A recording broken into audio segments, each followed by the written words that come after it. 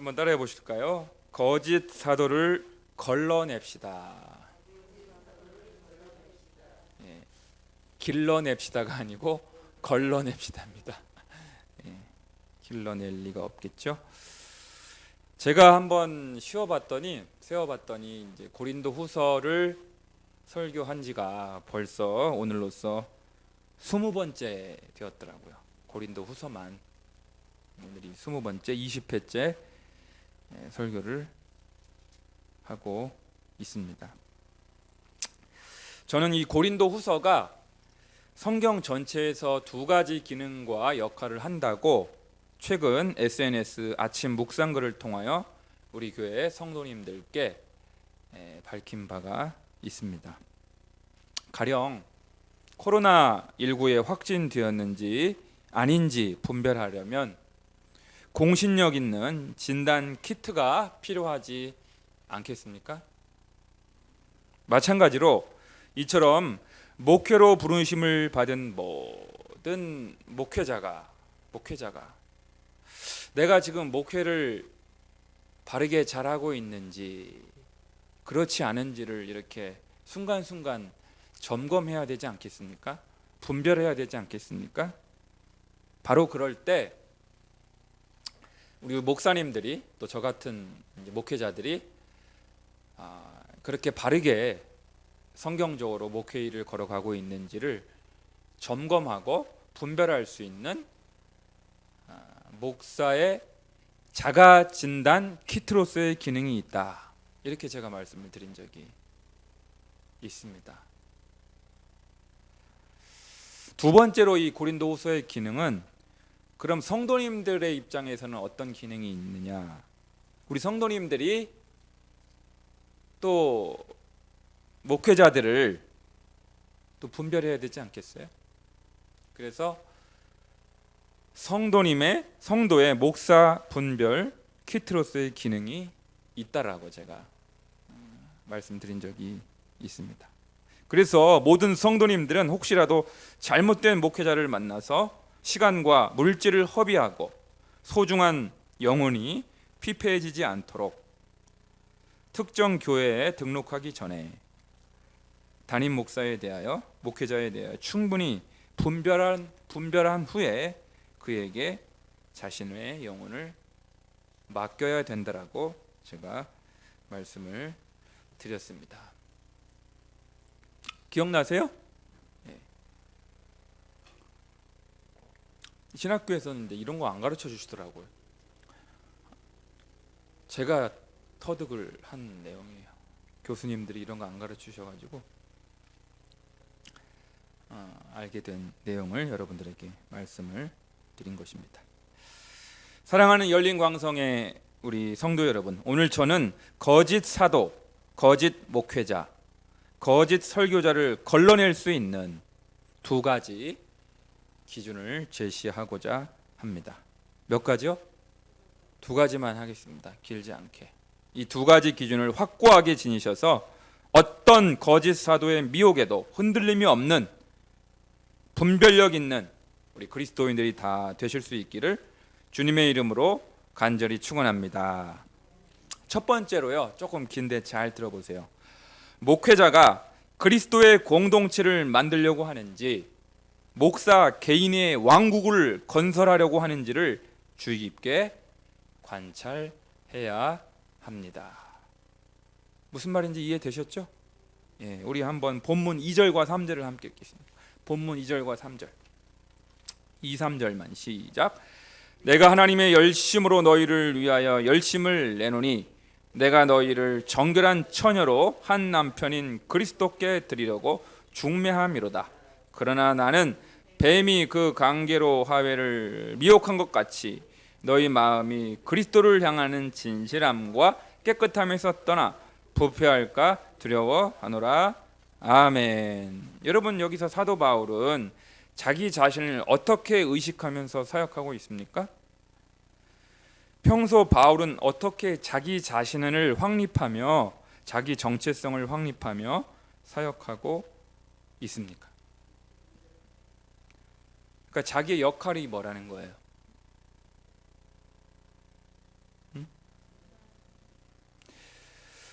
그러니까 정결한 처녀 얘기는 이따가 제가 하겠습니다. 여러분, 제가 누차 반복해서 제가 고린도 후서를 이번 연도에 이렇게 설교하면서 목사란 누구인가, 그리고 성도는 누구인가, 목사와 성도의 관계성을 어떻게 형성해야 될 것인가에 대해서 분명하게 저도 깨닫게 되었는데, 목사는 영적인 부모다, 영적인 아비다. 그러면 성도님들은 뭐라고요? 고린도 교회 성도들은 영적인 자녀, 영적인 부모와 영적인 자녀의 관계성이 목사와 성도 간의 형성이 됩니다. 그런데 자녀 중에 구체적으로 아들일까요, 딸일까요? 굳이 따지자면, 그러니까 여러분들을, 우리 성도님들을 영적인 자녀라고 할 때 아들이에요, 딸이에요? 오늘 성경에 나오잖아요. 정결한 처녀로. 이 처녀는 딸이에요, 아들이에요? 딸이잖아요. 딸을 가리키는 말이잖아요. 이게 무슨 말씀이냐면, 여러분, 이 구절은요, 이 당시의 결혼 풍습을 연상케 하는 말씀입니다. 그리고 오늘날의 결혼 풍습과도 아주 흡사합니다. 요즘도 결혼식에서 친정 아버지가 딸과 팔짱을 끼고 입장하죠. 처음에, 시초에. 그리고 나서 그 다음에 어떻게 합니까? 신랑에게 딸을 넘겨주죠. 인계해주는 그런 의식이 있어요. 뭐 요즘 결혼식도 다 그렇게 합니다.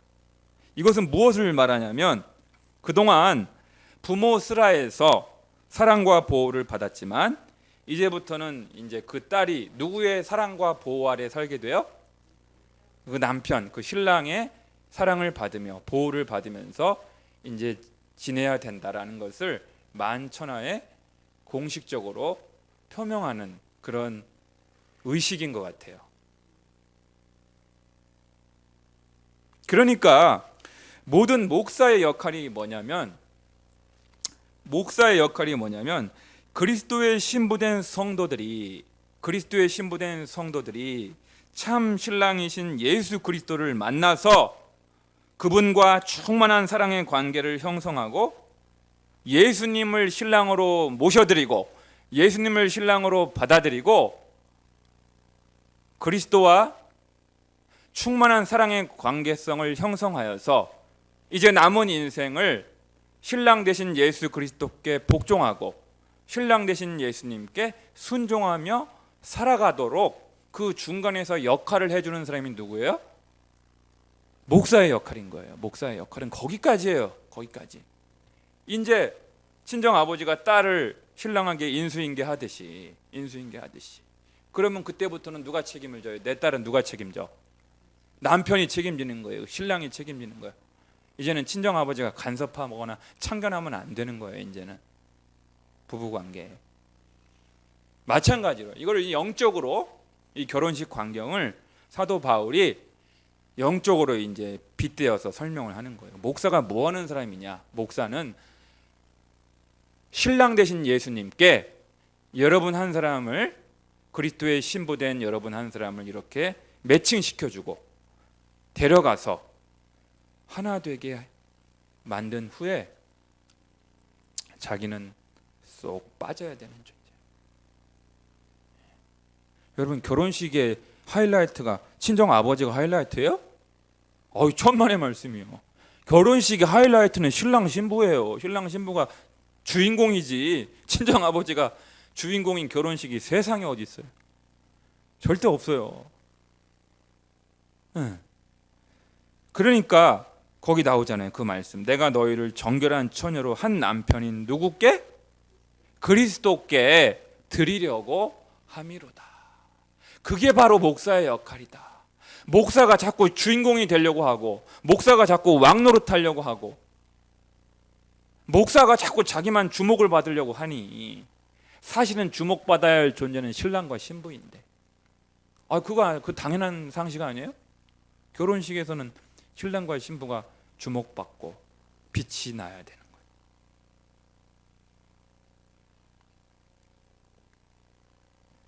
그게 바로 중매장이의 역할이다. 중매장이의 역할. 어떻게 보면 나룻배 사공과도 좀 비슷해요. 나룻배 사공, 여러분 옛날 이렇게 그 나룻배 아시죠? 사공이 손님을 건너편으로 데려가 주고, 그러면 나룻배의 역할은 거기까지인 거예요. 그렇죠? 건너편으로 데려가 강을 건널 수 있도록 나룻배에 태워주고, 삭스를 받고 나룻배에 태워주고 맞은편으로 건너가게 해주고, 그 다음부터는 그 사람이 마음대로 살아갈 수 있도록, 거기까지만이 나룻배의 사공의 역할인 것처럼, 그것이 바로 중매장이의 역할인 것처럼, 교회에서 목회자의 역할이 바로 거기까지인 거예요. 거기까지만 해야 돼요. 오버하면 안 되는 거예요. 오버하면. 그러니까 교회의 주인공이 누구예요?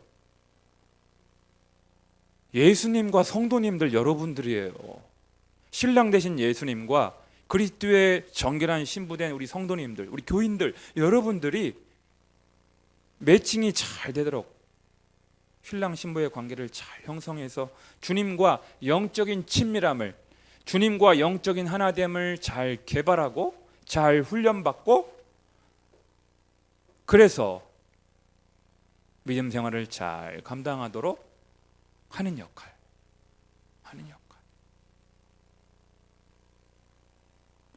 그래서 이러한 그 목회자의 정체성, 사도의 정체성, 설교자의 정체성을 잘 이해했던 사람이 누구냐면 세례 요한입니다. 세례 요한. 여러분 성경을 보면요, 세례 요한에게는 원래 자기 제자들이 있었습니다. 그런데 더 좋은 스승이 나타난 거예요. 예수라고 하는 더 좋은 스승이 나타나니까 슬그머니 세례 요한의 제자들이 말을 갈아탑니다. 예수님한테로 막 가는 거예요. 말을 갈았다고 배신을 한 것이죠. 여러분, 세례 요한의 입장에서 얼마나 화가 나겠습니까? 내가 그동안 다 먹여주고 키워주고 가르쳤더니 더 좋은 스승이 나타났다고 말을 갈아타? 화가 날 법도 한데, 요한복음 3장 27절에서 30절까지 이렇게 말씀합니다. 제가 한번 읽어드릴게요. 여러분 잘 아시는 말씀이에요. 요한이 대답하여 이르되 만일 하늘에서 주신 바 아니면 사람이 아무것도 받을 수 없느니라. 내가 말한 바 나는 그리스도가 아니요 그의 앞에 보내심을 받은 자라고 한 것을 증언할 자는 너희니라. 신부를 취하는 자는 신랑이나 서서 신랑의 음성을 듣는 친구가 크게 기뻐하나니 나는 이러한 기쁨으로 충만하였노라. 그는 흥하여야 하겠고 나는 쇠하여야 하리라 하니라. 아멘. 여러분 결혼식 얘기를 오늘 제가 서두에도 시작을 했는데, 결혼식에서 이렇게 신랑 신부가 결혼식이 원활하게 잘 진행될 수 있도록 이렇게 옆에서 도와주는, 거들어주는 사람이 뭐예요? 에? 들러리 서서 신랑의 음성을 듣는 친구, 꽃 받아주는, 꽃을 이렇게 휙 던지면 뒤에서 딱 받아주는 뭐 그런 역할도 하고, 그리고 신부의 드레스가 이렇게 뭐 처지고 이렇게 땅에 이렇게 한다 그러면 이렇게 들어주기도 하고 하는 그 역할을 하는 들러리 있잖아요. 나는 그러한 결혼식장의 들러리가 맛보고 누리는 그것으로 충분하다. 그 기쁨으로 나는 충만하다. 왜? 결혼식의 주인공은 신랑과 신부이기 때문에. 그래서 내 제자들이 예수님께로 막 다 가버린 거예요. 세례 요한의 제자들이. 질투심이 날 법도 한데, 나도 먹고 살아야 될 거 아닙니까? 할 법도 한데,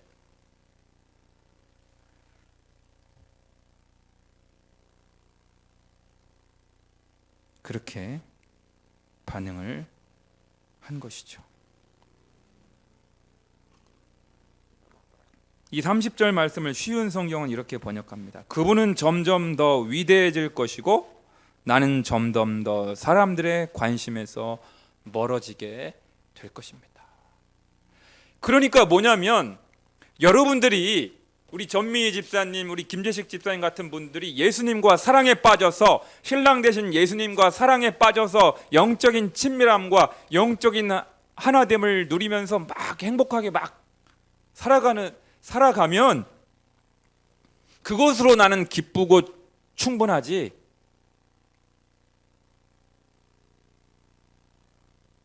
나 목사인 저는 점점 더 사람들의 관심에서 멀어져도 괜찮습니다. 괜찮습니다. 왜? 그게 친정 아버지의 역할이기 때문에, 거기까지이기 때문에 그런 거예요.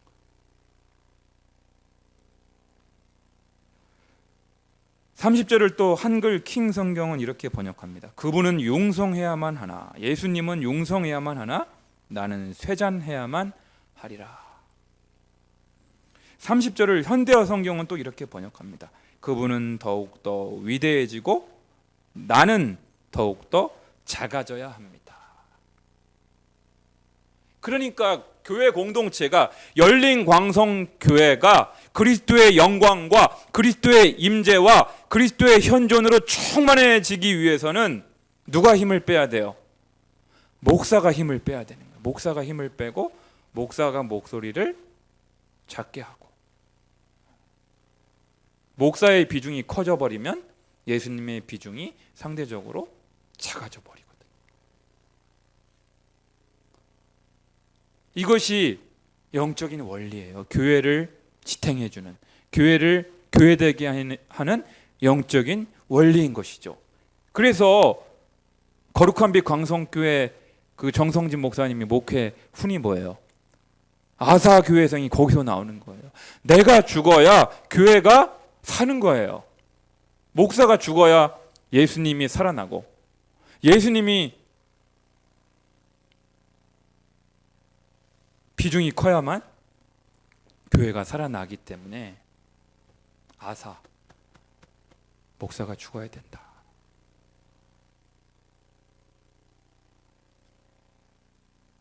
그래서 교회를 그리스도의 공동체로 만들기 위해서는 최대한 목사의 영향력이 커지지 않도록 주의하고, 날마다 목회자가 자기를 부인하고 자기 욕심을 내려놓을 수 있도록 해야 한다는 것입니다.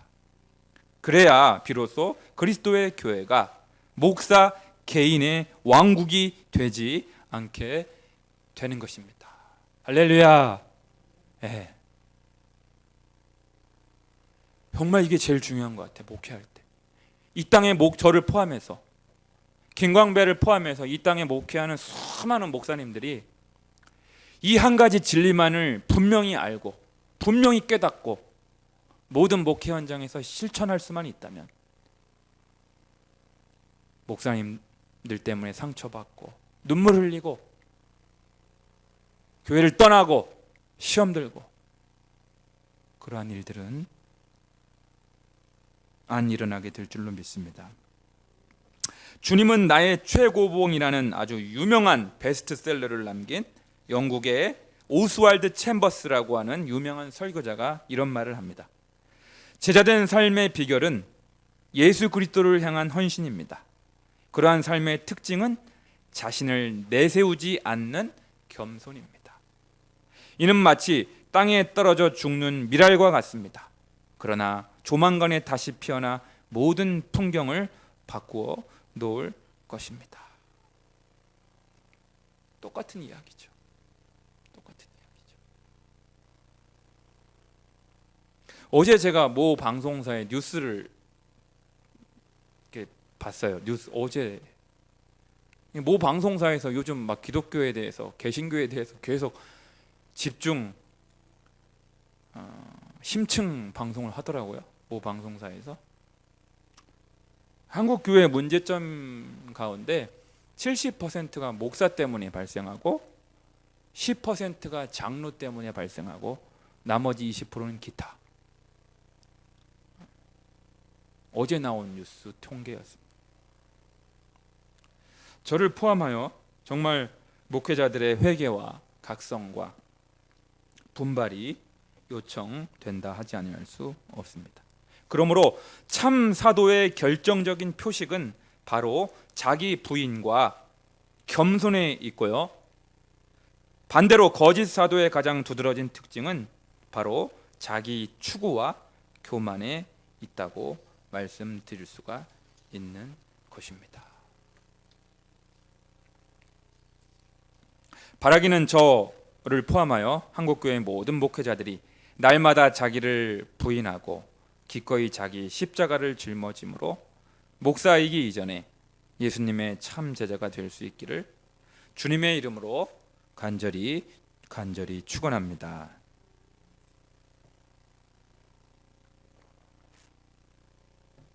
두 번째로, 첫 번째는 뭐였죠? 첫 번째는 뭐예요? 누가 참 사도고 누가 거짓 사도라고요? 말씀드렸잖아요. 자기 부인과 겸손. 따라해 보실까요? 자기 부인과 겸손. 자기 부인과 겸손이 되어 있는 분은 참 사도고, 자기 부인이 되어 있지 않고 교만에 빠져 있는 사도는 거짓 사도다. 그 말입니다. 두 번째는 결국 물질에 대한 탐욕, 유무가 결정적인 잣대라고 볼 수 있습니다. 본문 7, 8, 9절을 함께 읽겠습니다. 본문 7, 8, 9절. 본문 7, 8, 9절 시작. 내가 너희를 높이려고 나를 낮추어 하나님의 복음을 값없이 너희에게 전함으로 죄를 지었느냐? 내가 너희를 섬기기 위하여 다른 여러 교회에서 비용을 받은 것은 탈취한 것이라. 또 내가 너희와 함께 있을 때 비용이 부족하였을 때 아무에게도 누를 끼치지 아니하였음은 마게도냐에서 온 형제들이 나의 부족한 것을 보충하였음이라. 내가 모든 일에 너희에게 폐를 끼치지 않기 위하여 스스로 조심하였고 또 조심하리라. 아멘. 그러니까 여러분, 하나님의 복음을 7절에 값없이에 동그라미 쳐보세요. 값없이. 값없이 포도주와 젖을 사라. 거저 받았으니 거저 주어라 하시는 그 주님의 말씀 그대로 값없이 복음을 전했다 이거예요. 고린도 교회 성도들에게 값없이 대가를 바라지 않고 무보수로 복음을 전했다.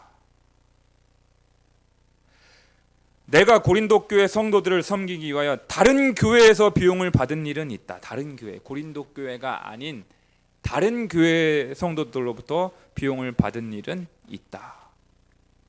그리고 고린도 교회 성도들과 함께 있을 때 비용이 부족한 일이 있기는 있었지만 고린도 교회 성도들에게는 누를 끼치고 싶지 않아서 거기에는 요구를 하지 않았고 요청하지 않았고 마게도냐에서 온 형제들이 나의 경제적으로 부족한 부분들을 보충해 주었다.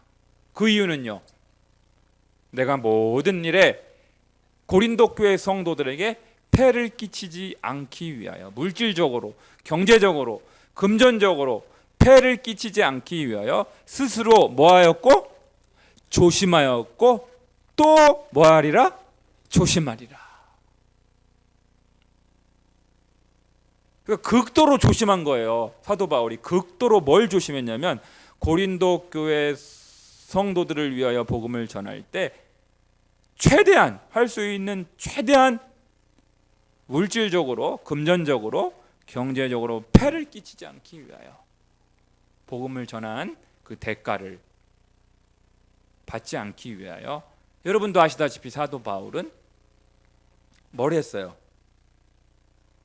자비량으로 텐트 메이커, 장막 깁는 자, 장막 짓는 자, 자기가 육체 노동을 하고 땀을 흘리면서 일을 해가면서 복음을 전했고 생활비를 스스로 충당하게 되었다라는 것입니다.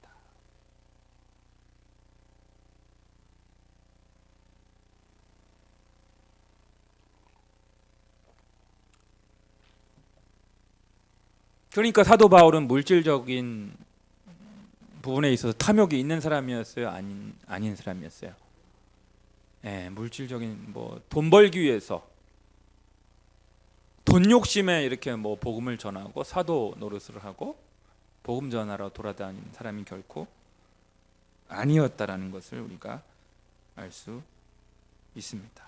그런데 이러한 사도 바울과는 달리 당시 많은 유랑 철학자들이나 방랑 전도자들 가운데 상당수는 자신들이 가르침을 베푼 대가로 꽤 많은 수업료나 금전적인 대가를 요구했던 것으로 보입니다. 심지어 그런 통조가 마치 지극히 크다는 사도들, 5절에 나오는 지극히 크다는 사도들의 정당한 권리인 것처럼 주장을 하게 된 것입니다. 이 지질문에서 여러분들이 질문이 있을 수 있죠? 그러면 사도 바울은 이제 자비량으로 자기 일을 하면서 돈 벌면서 교회로부터 복음 전하는 대가, 물질적인 그 대가를 받지 않고 일했던 유형의 사람이죠. 그런데 여기서 한 가지 주의할 점이 있습니다. 고린도전서 9장을 한번 보겠습니다. 고린도전서 9장. 고린도전서 9장 한번 이거 책갈피해 보시고 고린도전서 9장 13절과 14절.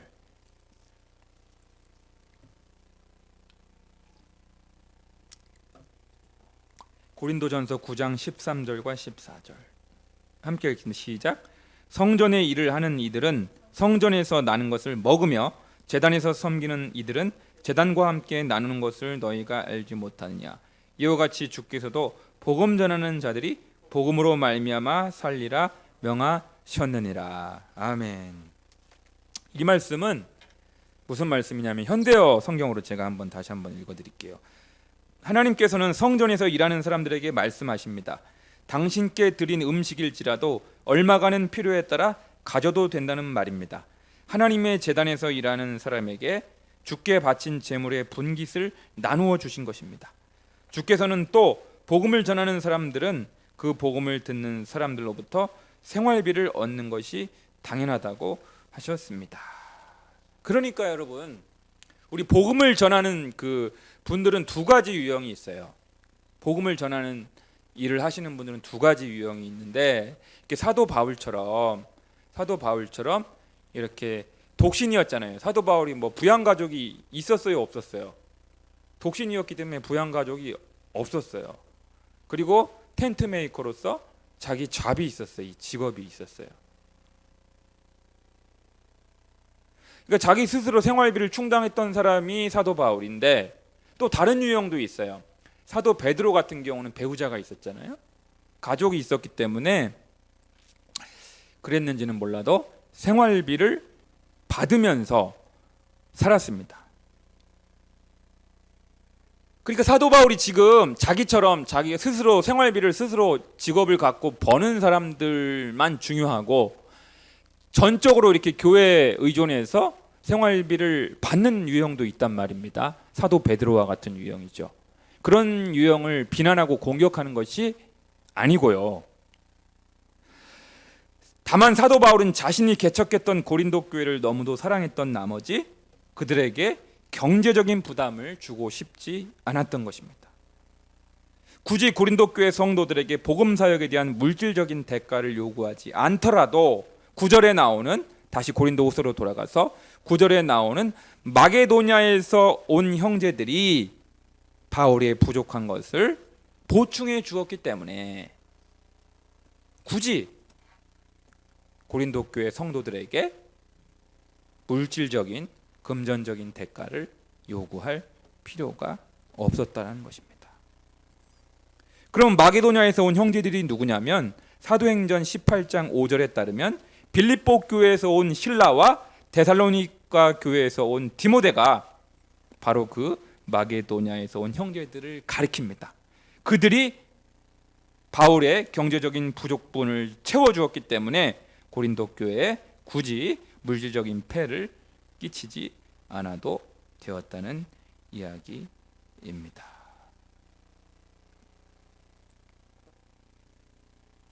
아시겠죠?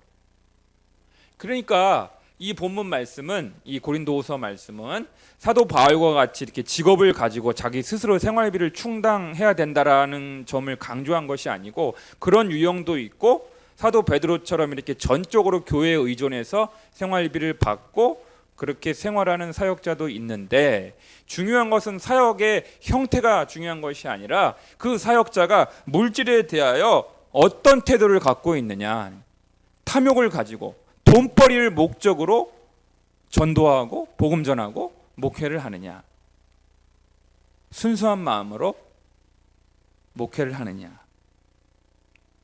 그것을 우리에게 환기시켜 주고 있는 것입니다. 어떻게 하든지, 그러니까 목회자들의 마음속에 어떻게 하든지 우리 성도님들에게 경제적인 부담을 끼치지 않게 할까? 어떻게 하든지 최대한.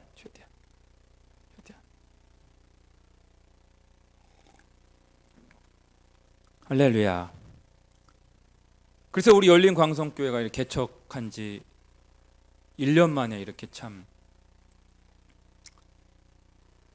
자립도 하고, 그죠? 왜냐하면 자립을 못하게 되면 이거 경제적인 부담이 다 누구에게 전가가 돼요? 성도님들이 힘든 거예요. 이거 참 이거. 예? 신앙생활에 전념하고 영성생활에 전념하고 성경 배우고 훈련받고 복음 전하고 선교하고 구제하고 막 이런 일에 전념을 해야 될 교회가 재정 자립을 못하면 교인들이 부담을 느낀단 말이에요, 경제적으로. 그런데 그런 교회가 되지 않고 이렇게 자립도 하고 오히려 더 어려운 교회들에게 이렇게 베풀 수 있는, 나눌 수 있는 그런 교회가 되게 해 주신 것, 전적인 하나님의 은혜인 줄로 믿습니다. 너무너무 감사한 일이죠. 사랑하는 열린 광성의 식구 여러분, 하나님께서 디도서 2장 10절과 11절을 통하여 우리에게 말씀하고 계십니다. 우리 한번 찾아볼까요? 디도서 2장 10절 11절. 디모데전서, 디도서, 디모데후서 다음에 있습니다.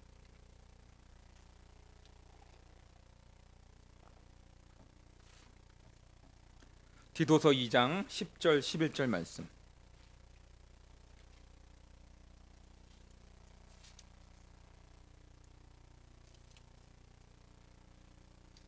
아, 1장입니다. 죄송합니다. 2장이 아니고 1장. 1장 10절 11절 말씀.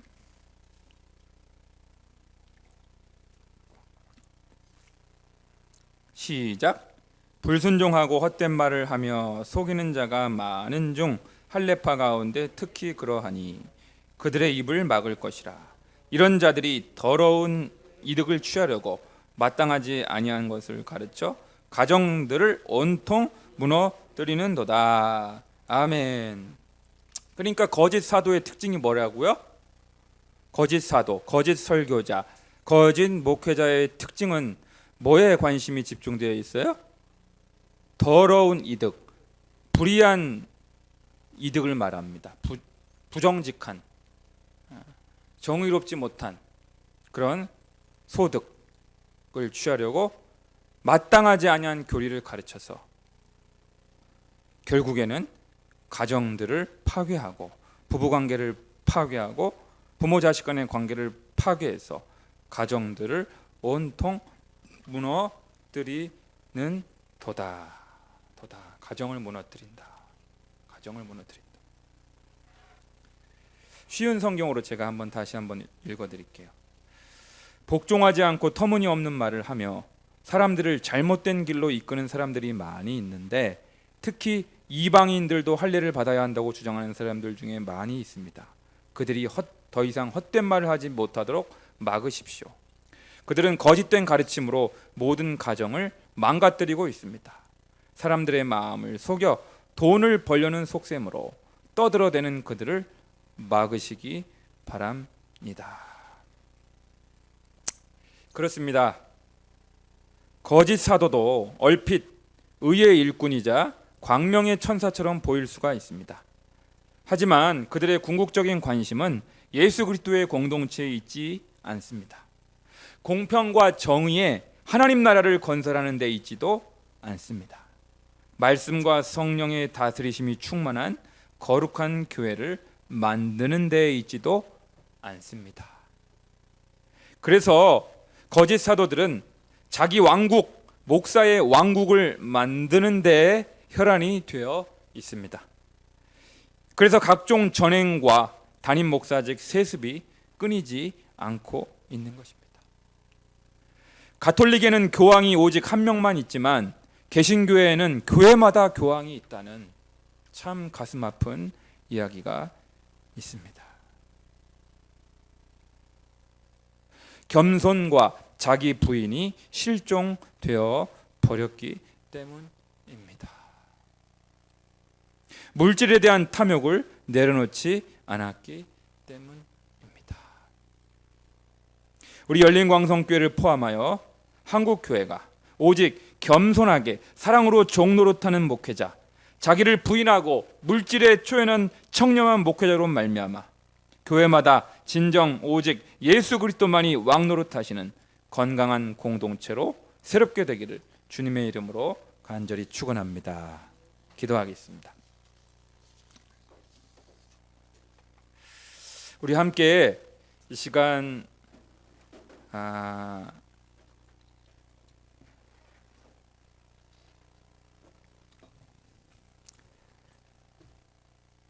우리 자신을 한번 돌아봤으면 좋겠습니다. 성도로서, 또 목회자로서, 하나님의 자녀로서, 그리스도의 제자로서 나는 겸손과 자기 부인이 되어 있는가? 그 질문을 우리 각 사람에 하고 계십니다. 나는 과연 물질에 대한 탐욕을 내려놓고 자족하는 삶, 베풀고 나누는 삶을 살아가고 있는가? 그것을 점검하기를 원하십니다. 그래서 우리 열린 광성교회가 담임 목사의 영향력은 점점점 잦아들고 줄어들고 사라지고 신랑 되신 예수 그리스도와 그리스도의 신부된 우리 성도들의 충만한 사랑과 그 아름다운 신앙생활을 위하여 예수님은 점점 커지게 하시고 목사의 영향력은 작아지게 하시고 줄어들게 하여 주시옵소서. 잘못된 욕망과 욕심으로 그리스도의 몸된 교회를 어그러뜨리는 어리석은 일이 벌어지지 않게 하여 주시옵소서. 우리 한국 교회가 여러 가지 문제로 홍역을 앓고 있는, 비난을 받고 있는, 조롱을 듣고 있는 우리 한국 교회가 다시 새롭게 되는 길은 목회자가 자기를 부인하고 자기를 내려놓고 자기 욕망을 내려놓고 자기 영향력을 확장시키려고 하는 욕망을 다 내려놓고 그리스도만이 왕노릇하도록 자기가 뒤로 빠져줄 줄 아는, 내려놓을 줄 아는 그 세례 요한과 같은, 그는 흥하여야 하겠고 나는 쇠잔하여야 하리라. 그러한 진정한 자기 부인이 목회자들로부터 불길처럼 일어나게 하여 주시옵소서. 그래서 다시금 새롭게 되고 정결케 되고 그리스도의 영광이 교회들마다 임하게 하여 주시옵소서.